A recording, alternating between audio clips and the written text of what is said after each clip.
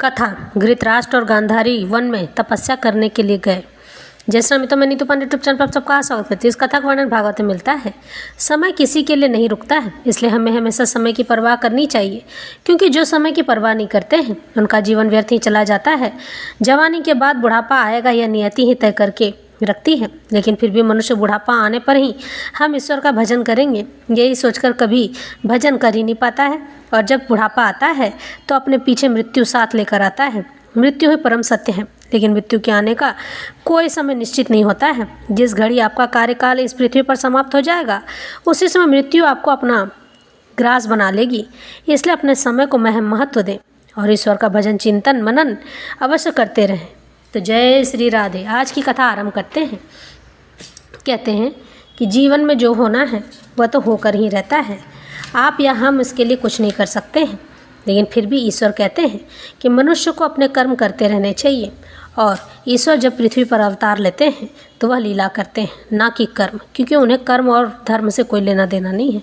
लेकिन फिर भी वो पृथ्वी पर आकर धर्म की स्थापना के लिए हम जैसे जीवन जीते हैं, हमारे लिए रोते भी हैं और हमारी परवाह भी करते हैं। इसलिए हमें ईश्वर के कार्यों को हमेशा करते रहना चाहिए। सूत जी कहते हैं, विदुर जी तीर्थ यात्रा में महर्षि मैत्रेय आत्मा का ज्ञान प्राप्त करके हस्तिनापुर लौट आए। उन्हें जो कुछ जानने की इच्छा थी वह पूर्ण हो गई थी। विदुर जी ने मैत्रेय ऋषि से जितने प्रश्न किए थे उनका उत्तर सुनने के लिए ही श्री कृष्ण में अनन्य भक्ति हो जाने के कारण वे उत्तर सुनने से उपराम हो गए। सौनक जी अपने चाचा विदुर जी को आया देख धर्मराज युधिष्ठिर, उनके चारों भाई धृतराष्ट्र, युयुत्सु, संजय, कृपाचार्य, कुंती, गांधारी, द्रौपदी, सुभद्रा, उत्तरा, कृपि और पांडव परिवार के अन्य सभी नर नारी और अपने पुत्रों सहित दूसरी स्त्रियां सबके सब बड़ी प्रसन्नता से मानो मृत शरीर में प्राण आ गया हो ऐसा अनुभव करते हुए उनकी अगवानी के लिए सामने गए। यथा योग्य आलिंगन और प्राण मादि के द्वारा सब उनसे मिले और विरह जनित उत्कंठा से कातर होकर सबके सब ने प्रेम के आंसू बहाए। युधिष्ठिर ने आसन पर बैठाकर उनका यथोचित सत्कार किया। जब वह भोजन में विश्राम करके सुखपूर्वक आसन पर बैठे थे तब युधिष्ठिर ने विनय से झुककर सबके सामने ही उनसे कहा। युधिष्ठिर कहते हैं, चाचा जी, जैसे पक्षी अपने अंडों को पंखों की छाया के नीचे रखकर उन्हें सेकते हैं और बढ़ाते हैं, वैसे ही आपने अत्यंत वात्सल से अपने कर कमलों की छत्र छाया में हम लोगों को पाला पोसा है। बार बार आपने हमें हमारी माता को विषदान और लाक्षागृह के दाह आदि विपत्तियों से बचाया है। क्या आप कभी हम लोगों को कभी याद करते भी हैं? आपने पृथ्वी पर विचरण करते समय किस वृत्ति से जीवन निर्वाह किया है? आपने पृथ्वी तल पर किन किन तीर्थों और मुख्य क्षेत्रों का सेवन किया है? हे प्रभु, आप जैसे भगवान के प्यारे भक्त स्वयं ही तीर्थ स्वरूप होते हैं। आप लोग अपने हृदय में विराजमान भगवान के द्वारा तीर्थों को भी महातीर्थ बनाते हुए विचरण करते हैं। चाचा जी, आप तीर्थ यात्रा करते हुए द्वारका भी अवश्य ही गए होंगे। वहाँ हमारे सुहृदय एवं भाई बंधु यादव लोग, जिनके एकमात्र आराध्य देव श्री कृष्ण है, अपनी नगरी में सुखी तो है ना? आपने यदि जाकर देखा नहीं होगा तो सुना तो अवश्य ही होगा। युधिष्ठिर के इस प्रकार पूछने पर विदुर जी ने तीर्थों और यदुवंशियों के संबंध में जो कुछ देखा था, सुना और अनुभव किया, सब क्रम से बतला दिया। केवल यदुवंश के विनाश की बात नहीं कही। करुण हृदय विदुर जी पांडवों को दुखी नहीं देख सकते थे, इसलिए उन्होंने यह प्रिय एवं असम्य घटना पांडवों को नहीं सुनाई, क्योंकि वह तो स्वयं ही प्रकट होने वाली थी। पांडव विदुर जी का देवता के समान सेवा सत्कार करते थे। वे कुछ दिनों तक अपने बड़े भाई धृतराष्ट्र की कल्याण कामना से सब लोगों को प्रसन्न करते हुए सुखपूर्वक हस्तिनापुर में ही रहे। विदुर जी तो साक्षात धर्मराज थे। मांडवी ऋषि के शाप से ये 100 वर्ष के लिए शूद्र बन गए थे। इतने दिनों तक यमराज के पद पर अर्यमा और थे और वहीं पापियों को उचित दंड देते थे। राज्य प्राप्त हो जाने पर अपने लोकपालों सरीखे भाइयों के साथ राजा युधिष्ठिर वंशधर परीक्षित को देखकर अपनी अतुल संपत्ति से आनंदित रहने लगे। जिस प्रकार पांडव गृहस्थ के काम धंधों में रम गए और उन्हीं के पीछे एक प्रकार से यह बात भूल गए कि अनजान में ही हमारा जीवन मृत्यु की ओर अग्रसर हो रहा है। अब देखते देखते उनके सामने वह समय आ पहुंचा था जिसे कोई टाल नहीं सकता था। परंतु विदुर जी ने काल की गति जानकर अपने बड़े भाई धृतराष्ट्र से कहा, हे महाराज, देखिए अब बड़ा भयंकर समय आ गया है, झटपट यहाँ से निकल चलिए। हम सब लोगों के सिर पर वह सर्वसमर्थ काल मंडराने लगा है, जिसके टालने का कहीं भी कोई उपाय नहीं है। काल के वशीभूत होकर जीव का अपने प्रियतम प्राणों से भी बात की बात में वियोग हो जाता है। फिर धन जन आदि दूसरी वस्तुओं की तो बात ही कि आपके चाचा, ताऊ, भाई, सगे संबंधी और पुत्र सभी मारे गए हैं। आपकी उम्र भी ढल चुकी है और शरीर बुढ़ापे का शिकार हो गया है। आप पराये घर में पड़े हुए हैं। ओह, इस प्राणी को जीवित रहने की कितनी प्रबल इच्छा होती है।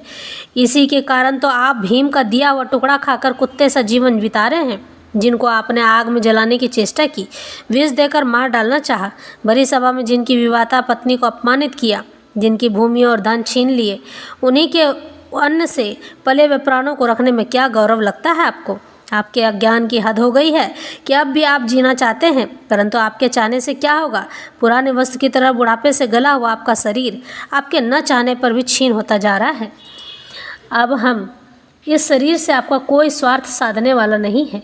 इसमें फंसिए मत, इसकी ममता का बंधन काट डालिए। जो संसार के संबंधियों से अलग रहकर इनके अनजान में अपने शरीर का त्याग करता है, वही धीर कहा गया है।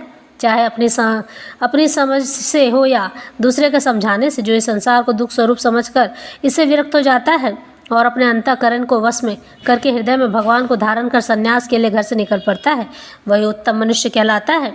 इसके आगे जो समय आने वाला है वह प्रायः मनुष्यों के गुणों को घटाने वाला होगा। इसलिए आप अपने कुटुंबियों से छिपकर उत्तराखंड में चले जाइए। जब छोटे भाई विदुर ने अंधे राजा धृतराष्ट्र को इस प्रकार समझाया, तब उनकी प्रज्ञा के नेत्र खुल गए, यानी मन के द्वार खुल गए। वे भाई बंधुओं के सुदृढ़ स्नेह पासों को काटकर अपने छोटे भाई विदुर के दिखलाए हुए मार्ग से निकल पड़े। जब परम पतिव्रता सुबल नंदिनी गांधारी ने देखा कि मेरे पति देव तो उस हिमालय की यात्रा पर जा रहे हैं, तो सन्यासों को वैसा ही सुख देता है जैसा कि वीर पुरुषों को लड़ाई के मैदान में अपने शत्रु के द्वारा किए हुए न्यायोचित प्रहार से होता है। तब वे भी उनके पीछे पीछे चल पड़ी। अजात शत्रु युधिष्ठिर ने प्रातःकाल संध्या वंदन तथा अग्निहोत्र करके ब्राह्मणों को नमस्कार किया और उन्हें तिल, गौ, भूमि और सुवर्ण सोने का दान दिया। इसके बाद जब वे गुरुजनों की चरण वंदना के लिए राजमहल में गए, तब उन्हें धृतराष्ट्र, विदुर तथा गांधारी के दर्शन नहीं हुए। युधिष्ठिर ने उद्विग्न चित्त होकर वहीं बैठे हुए संजय से पूछा, संजय, मेरे वे वृद्ध और नेत्रहीन पिता धृतराष्ट्र कहाँ हैं? पुत्र शोक से पीड़ित दुखिया माता गांधारी और मेरे परम हितैषी चाचा विदुर जी कहाँ चले गए? ताऊ जी अपने पुत्रों और बंधु बांधवों के मारे जाने से दुखी थे। मैं बड़ा मंदबुद्धि हूँ। कहीं मुझसे किसी अपराध की आशंका करके वे माता पिता गांधारी सहित गंगा जी में तो नहीं कूद पड़े हैं ना?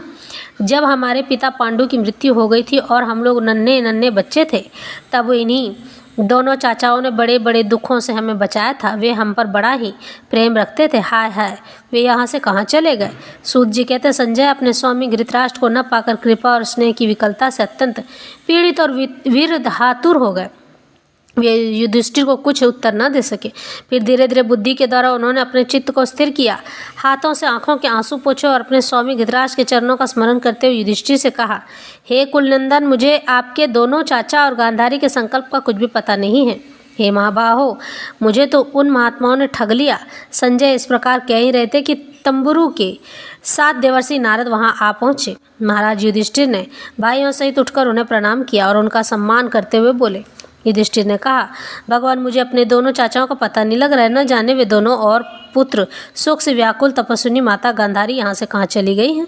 हे भगवान, अपार समुद्र में कर्णधार के समान आप ही हमारे पारदर्शक हैं। तब भगवान के परम भक्त भगवान मैं देवर्षि नारद ने कहा, धर्मराज, तुम किसी के लिए शोक मत करो, क्योंकि यह सारा जगत ईश्वर के वश में है। सारे लोक और लोकपाल विवश होकर ईश्वर की ही आज्ञा का पालन कर रहे हैं। वही एक प्राणी को दूसरे से मिलाता है और वही उन्हें अलग भी करता है। जैसे बैल बड़ी रस्सी में बंधे और छोटी रस्सी से नथे रहकर अपने स्वामी का भार ढोते हैं, उसी प्रकार मनुष्य भी वर्णाश्रम आदि अनेक प्रकार के नामों से वेद रूप रस्सी में बंधकर ईश्वर को ही आज्ञा का अनुसरण करते हैं। जैसे संसार में खिलाड़ी की इच्छा से ही खिलौनों का संयोग और वियोग होता है, वैसे ही भगवान की इच्छा से ही मनुष्यों का मिलना बिछुड़ना होता है। तुम लोगों को जीव रूप से नित्य मानो या देह रूप से अनित्य, अथवा जड़ रूप से अनित्य और चैतन्य रूप से नित्य, अथवा शुद्ध ब्रह्म रूप से नित्य अनित्य कुछ भी न मानो। किसी भी अवस्था में मोहजन आसक्ति के अतिरिक्त वे शोक करने योग्य नहीं है। इससे धर्मराज, वे दीन दुखी चाचा चाची असहाय अवस्था में मेरे बिना कैसे रहेंगे? इस अज्ञान जन्य मन की विकलता को छोड़ दो। यह 5 भौतिक शरीर काल, कर्म और गुणों के वश में है। अजगर के मुंह में पड़े हुए पुरुष के समान यह पराधीन शरीर दूसरों की रक्षा क्या कर सकता है? हाथ वालों के बिना हाथ वाले, 4 पैर वाले पशुओं के बिना पैर वाले, और उनमें भी बड़े जीवों के छोटे जीव आहार हैं। इस प्रकार एक जीव दूसरे जीव के जीवन का कारण हो सकते हैं। इस समस्त रूपों में जीवों के बाहर और भीतर वही एक स्वयं प्रकाश भगवान जो परिपूर्ण आत्माओं के आत्मा हैं, माया के द्वारा अनेकों प्रकार से प्रकट हो रहे हैं। तुम केवल उन्हीं को देखो।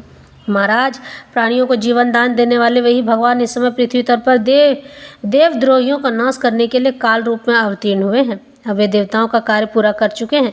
थोड़ा सा काम और शेष है, उसी के लिए वे रुके हुए। जब तक वे प्रभु यहाँ हैं तब तक तुम लोग भी उनकी प्रतीक्षा करते रहो। धर्मराज, हिमालय के दक्षिण भाग में जहाँ सप्तऋषियों की प्रसन्नता के लिए गंगा जी ने अलग अलग 7 धाराओं के रूप में अपने को 7 भागों में विभक्त कर दिया है, जिसे सप्त स्रोत कहते हैं, वहाँ ऋषियों के आश्रम पर धृतराष्ट्र अपनी पत्नी गांधारी और विदुर के साथ गए हैं।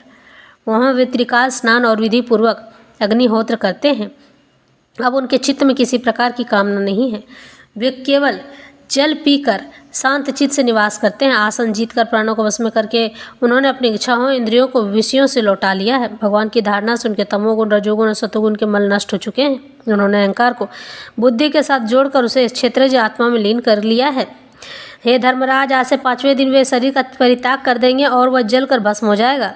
गार पत्यादि अग्नियों के द्वारा पर्णकुटी के साथ अपने पति के मृत देह को जलते देखकर बाहर खड़ी हुई साध्वी गांधारी भी पति का अनुगमन करती हुई उसी आग में प्रवेश कर जाएंगी। धर्मराज विदुर जी अपने भाई का आश्चर्य में मोक्ष देखकर, हर्षित और वियोग देखकर दुखित होते हुए वहाँ से तीर्थ सेवन के लिए चले जाएंगे। देवर्षि नारद यूँ कहकर तुम्बरू के साथ स्वर को चले गए। धर्मराज युधिष्ठिर ने उनके उपदेशों को हृदय में धारण करके शोक को त्याग दिया और ईश्वर को अपने आप में लीन कर लिया। इस तरह से यह कथा संपन्न होती है।